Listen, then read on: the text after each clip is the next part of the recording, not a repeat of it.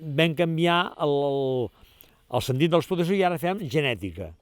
Genètica per altres granges. Què vol dir genètica?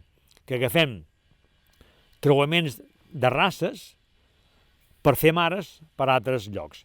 Per tant, tenim una raça de mare pura, porten semen, ara estan portant de Segòvia el semen aquest, de races pures creuem per fer una hibridació per ser una truja molt més efectiva. No?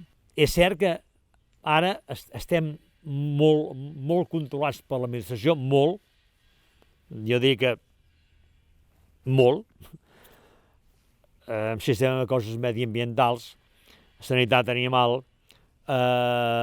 instal·lacions, benestar animal. La cosa està molt més controlada, perquè és que si arriba un animal a l'escorxador en males condicions ens multen.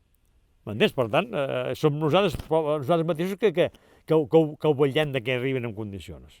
Nosaltres el bestiar, és dir, jo me'ls estimo, però al final el cuides i el veus créixer i si un se't mor, doncs et sap greu perquè se t'ha mort, no? Però al final és com tota la vida, néixer, créixer i morir.